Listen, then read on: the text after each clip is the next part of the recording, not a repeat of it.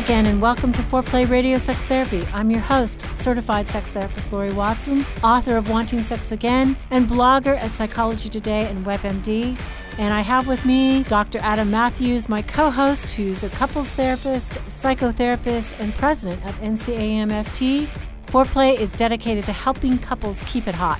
Each episode, we cover an aspect of sex that impacts your sex life and something that you can relate to. So if you find our discussions helpful, please give us a review on iTunes or Stitcher. We would love it if you would tell a friend about us. You can find us also on the web at foreplayrst.com. And if you have a comment or a topic that you'd like us to talk about, we'd love to hear from you. Please send them to us at info@foreplayrst.com.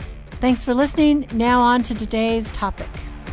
So today we're going to talk about, on Foreplay Radio Sex Therapy, the sex rules that people make up that usually limit sex. Well, yeah, right? Rules. I don't know if I'm ever a fan of rules around sex, but they're there. I mean, because we're talking about implicit rules, covert rules, unspoken rules, right? Or right. Or do you feel like they are sometimes they're spoken? Explicit, right? Like okay. I was thinking of the woman who said, I can never have sex when my parents are in the next room. So I can't have sex when I'm visiting my in-laws. I can't have sex when your parents are visiting, when my parents are visiting. When there's anybody else in the house besides just us. Yeah. No sex when the children are awake. Oh, okay. Ever heard of that one? Yeah. Yeah. Yeah. So, I mean, all those kinds of funny rules. Yeah. So, those ones are spoken out or spoken aloud a lot. Yes. Right. I suppose there are covert rules as well. Yeah, I think we could talk about each ones because there are some unspoken rules about sex that just develop over time. That may be about positions or how about foreplay, about how we go about having sex, where we have sex. Yes, that just get ingrained, and we may not ever talk about them, but they're there and they're just not talked about. Yeah. Do you think rules in this case are similar to expectations around sex, or you think they're different? I do. I think it's similar. It might not be an absolute rule, but it might be like, I don't want to have sex if I feel fat. It's a rule, right? I'm not going to, that's what I'm saying. I don't want sex for some reason or another. Yeah. And that becomes very limiting. It right? does. We're talking about the rules that limit sexual expression. Yeah. All the crazy things in our mind that, why we can't have sex. But I would say that, probably there are listeners out there who are thinking, I don't have any rules whatsoever about sex anywhere, anytime, any place. It's only my partner who has rules. And that's just not true, isn't it? I don't think so. I mean, I think we all have these rules about how and when and where and with what, and just like, I mean, I think it's very natural for us to have these things, these boundaries and limits that we put on them. Some of them are good, but a lot of them limit sexual expression. And and I don't think it's always the woman who has absolutely the rules. Not. No. I think there are men out there who have rules too. In fact, recently, one of my patients was talking about how he did not like playful sexual talk at the breakfast table when his children were there. And it wasn't that she was saying things like, hey, hubba hubba, that was great last night. But she'd just make innuendo that, she thought her children were too young to really understand, but that wink, wink, he would know. But he was like having none of that. Yeah. It's like, when I'm with the kids, not in my sexual self, do not like that, cannot tolerate that. It was a rule. Yeah. No talking about sex at the breakfast table. Oh, yeah. So how do we begin to kind of understand what those rules are? Where do we begin to kind of unravel that, to take some of those limits off of them? Because some of them are really ingrained in people and very, very inflexible. I mean, that's the nature of rules, right? Is that they are inflexible. So how do we begin to start to unravel some of that? That's a good question. I mean, I think that, when we encounter a rule, some sort of conversation with our partner about getting their perception, their perspective on it. Okay, so you feel like I've gone too far when I talk about sex at the breakfast table. Is there anything that I can say where I can express to you my enjoyment of what happened the night before that would not make you feel like our privacy was being violated or that the children were being unduly exposed to something. So that's trying to understand what the rule is trying to do. Yeah, what is the rule trying to do? What is it trying to accomplish? So like, no sex when the in-laws are in town and in the next room, or no sex when the children are there, or sex having to have the door locked about sex. What is that about? Is that about just not wanting to be exposed? Is that about being afraid that you're going to be heard, or that you're... I think that's, isn't it, that we all somewhat have trouble being sexual beings and thinking that either side of the generational gap realizes that. You know, if our children realize we're sexual beings, somehow or another, I think that makes us selfish. You know, I'm taking time just for me that is not about you. And I think as a good parent, you know, we think we should be always available to our children. Yeah. And just the idea, like, we think maybe, I mean, certainly we don't want to tell our children we're going upstairs and we're having sex. I mean, yuck. Yeah. You know, that would be totally inappropriate. That's not what I'm talking about. Right. I'm talking about the mother or the father who can't put a lock on the door. You know, they won't do that. Or, right, with the in-laws there, we don't want our mothers to know that we're actually sexual beings, or our fathers, God forbid, to think that daddy's little girl or daddy's little boy, well, you know, hopefully, actually more fathers probably approve of. Yeah. Well, I mean, I think it's the opposite for men. They want their mothers to know or to think of them in that way, or to. Yeah, I mean, I think there's some of that. I mean, I think with the kids one too, it's not just taking time away.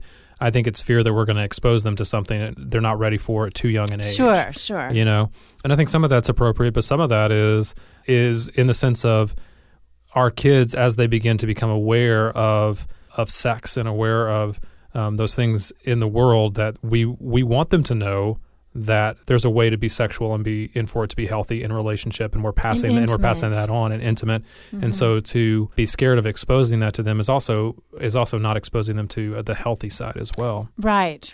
Or be scared that they'll catch you kissing in the kitchen or something. I mean, that to me, it's like children should you know, have some exposure to their parents' love life on a very limited basis. I'm not talking about something inappropriate, but know that their parents like to be affectionate with each other and kiss each other occasionally and have private time.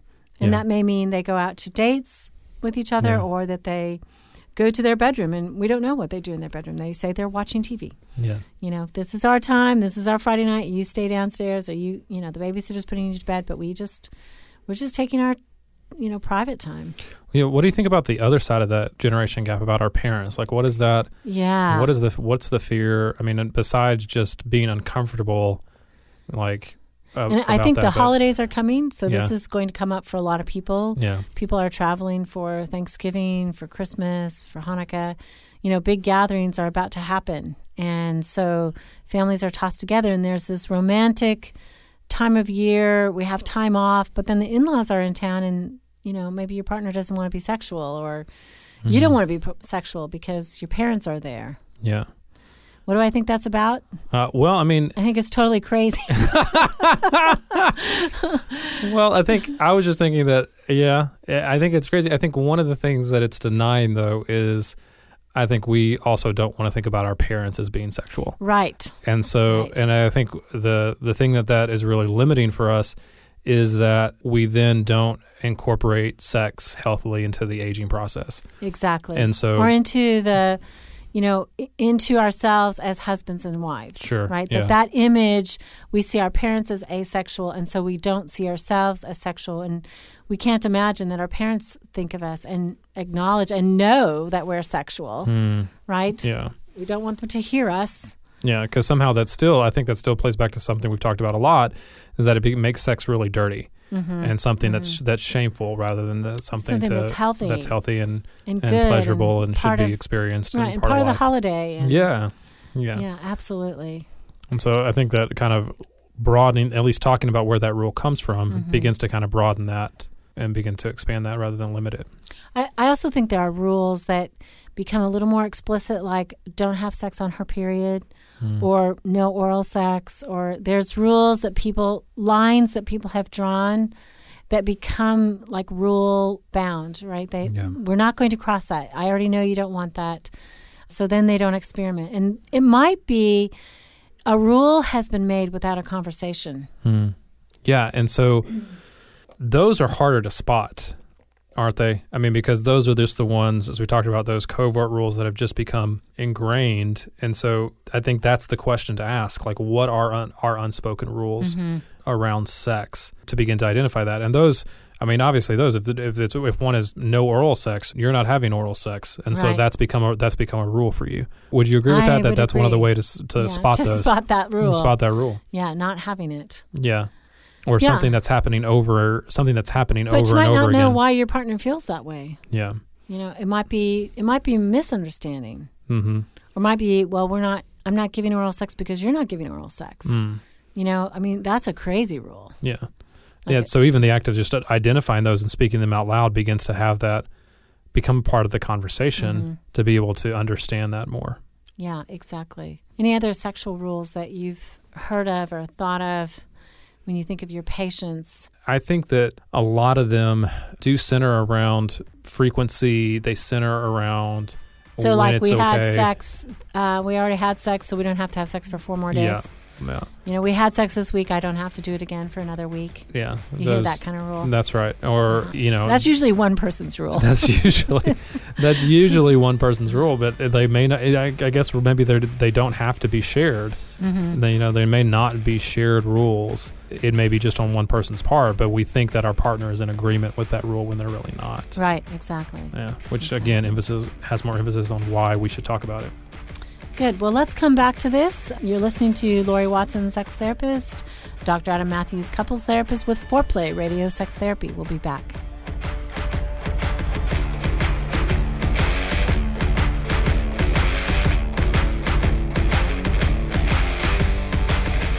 Wanting Sex Again. How to Rediscover Desire and Heal a Sexless Marriage by certified sex therapist Laurie Watson. Each chapter is designed to fix one of the problems that cause low libido, from early marriage through the childbearing years, even all the way through menopause. I've also had men read it and tell me that for them it was the most hopeful thing they read about resolving sexual problems. Look for Wanting Sex Again on Amazon.com. You can also talk to Laurie Watson for therapy in person or via Skype. I offer couples counseling and sex therapy, and I think about both aspects of the relationship, emotional intimacy and sexual technique, and that combination together helps marriages be happy. Improve your sex and improve your relationship with Awakening Center for Couples and Intimacy. Find out more at awakenloveandsex.com and sign up for their next couples retreat weekend, hosted by Laurie Watson. awakenloveandsex.com. Awaken what's possible. It is one of my great joys in life to be able to really help individuals and couples find strength in their relationships and really find hope again. Licensed marriage and family therapist, Dr. Adam Mathews from Mathews Counseling. I work with a wide variety of issues, including depression and anxiety, marital issues, issues with adolescence. I believe that therapy should be designed around you, that it should be personalized to who you are and to your unique situation. Therapy is available in office, online, and by phone. I want therapy to be comfortable for everyone. At our office, you'll find that we sit around a fireplace in deep, comfortable chairs, look at the problem differently, and offer practical solutions for you to take home and utilize outside of the therapy room. Schedule today and rediscover hope. You can find me on the web at mathewscounseling.net, Mathews with 1 T. You can contact us through email or phone and find a lot of resources on our website, mathewscounseling.net.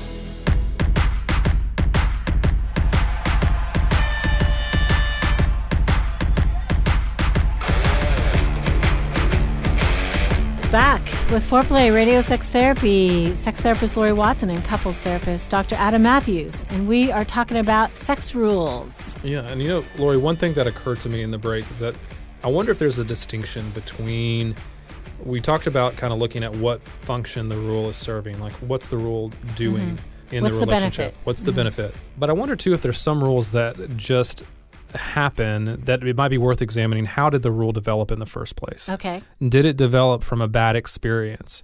Was it, you know, like did something happen? Trauma. Oh, sure. Trauma. Yeah, absolutely. You know, I had some clients that he was really abused. And so he was sexually abused. One of the things that happened was his abuser grabbed his penis a lot, right? And like that's something that he recalls very vividly. And so when his partner went to touch him, like, that was, it became a rule. He said, no, don't do that. Yeah. And so that became a rule in the relationship that she doesn't touch him, Right, exactly. I mean, certainly trauma-based rules happen quite frequently, right?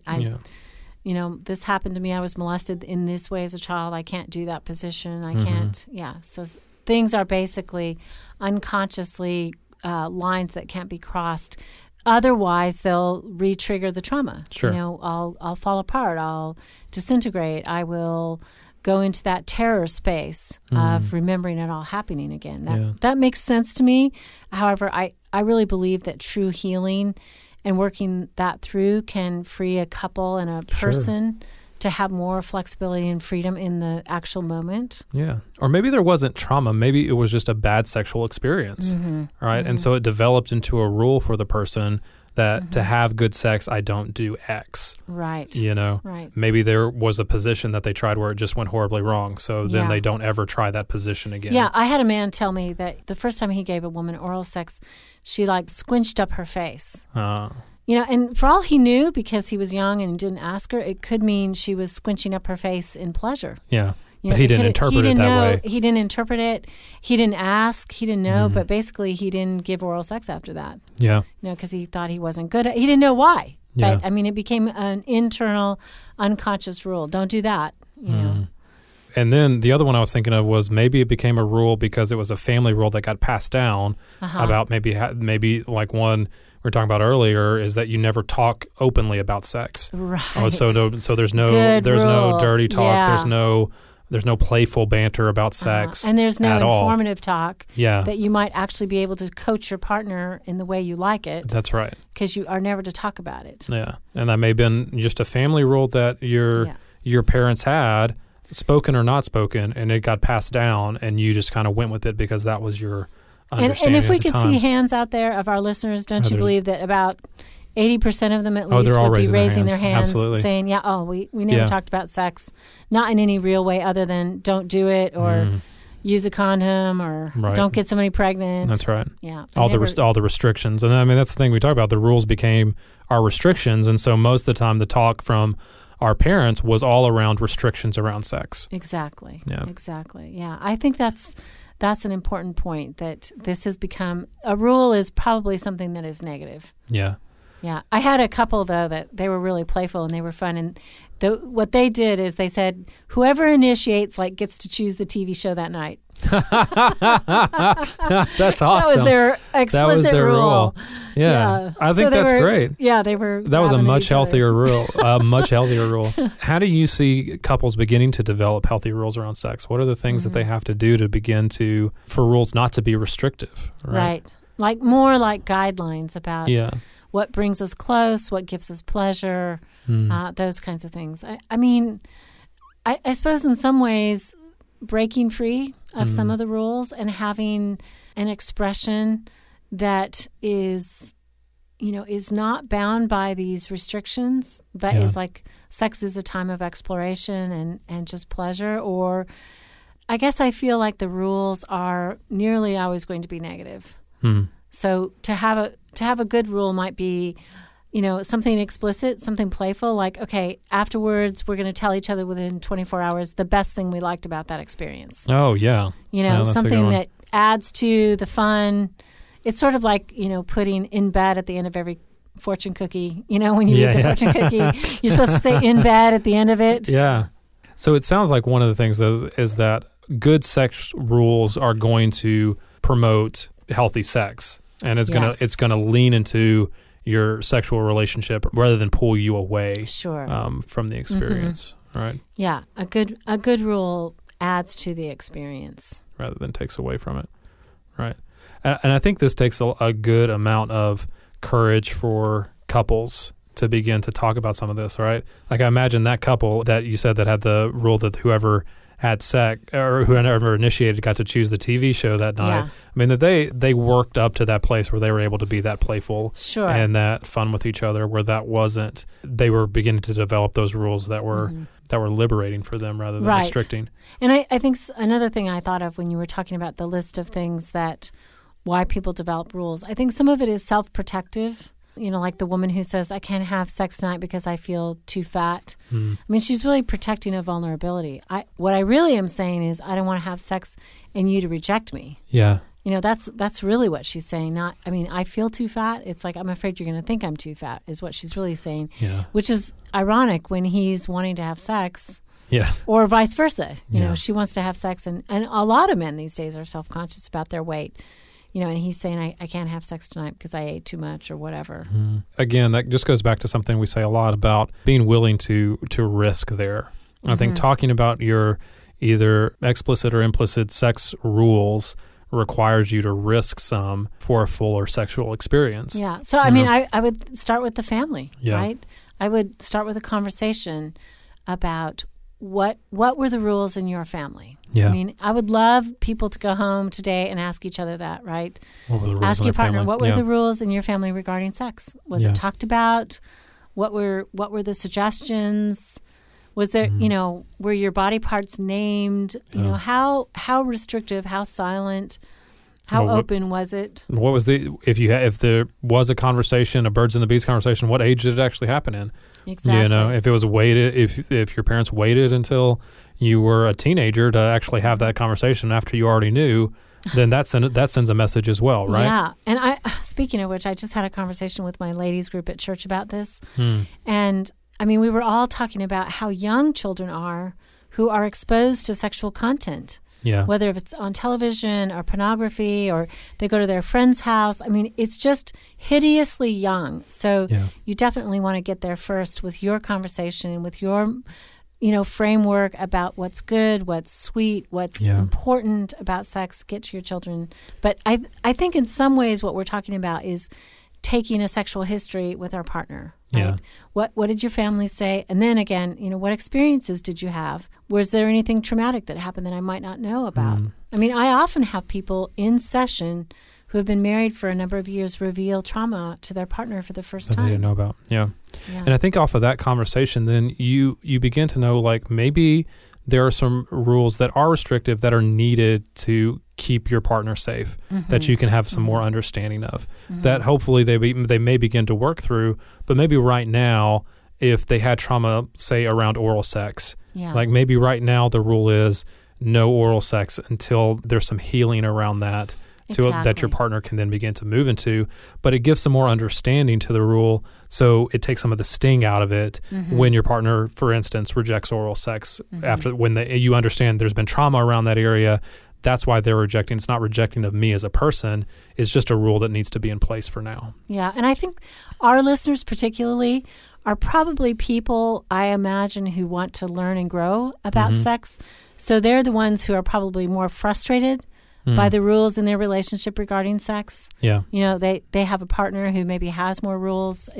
I imagine that's who the listener is. Yeah. You can tell us otherwise, and please do. We know some of you are listening together, which delights us, and we're happy about that. But so for that frustrated person, I think we talk about this a lot, but you have to be in a space where you can ask your partner that is not agendaed, right? You don't have your total agenda here. It's true curiosity.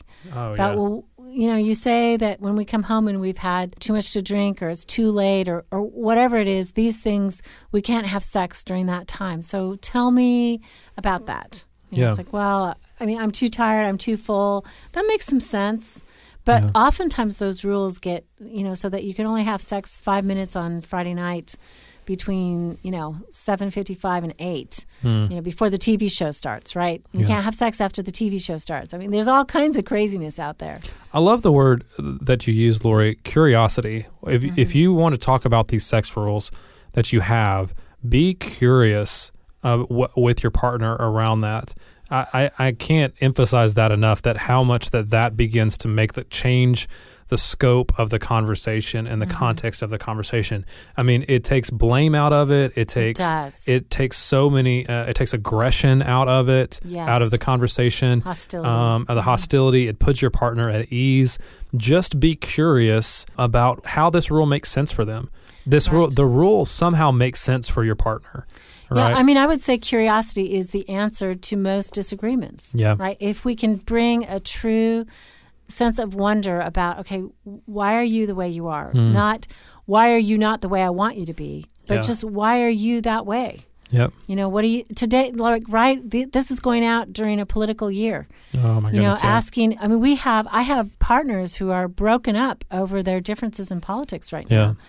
You know, and it is such a difficult conversation. But having a conversation about why did you vote that way, or why are you voting that way, or you know, all of that with some curiosity. We want the aisles to cross, right? We want everybody in Congress to get along and the Senate to understand each other's point of view. At least we could begin here. Yeah. And I think that curiosity in the bedroom, where it's so intimate and so important, is very healing. Yeah. Well, and that's going to bleed over into other, like you're saying, into other disagreements that the couple's having too. If you can have it around this topic and something like you're saying that is so intimate, you're going to be able to have it in other places too. Right. And you're going to possibly be able to discover other rules in your relationship outside of the sexual ones that are restricting your relationship in general. Yes. Which is going to be so freeing. Yeah. So our question of the day for Foreplay Radio Sex Therapy is ask your partner about their sexual history. Yeah, ask them about those sex rules. Exactly. What are the rules that have developed over for those things? Right. Thanks. You've been listening to Laurie Watson, sex therapist, and Dr. Adam Mathews, couples therapist. We're here with Foreplay Radio Sex Therapy, and we will see you next week.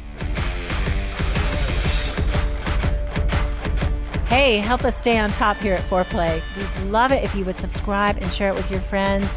And please take 1 sec and rate and review us. Thanks so much.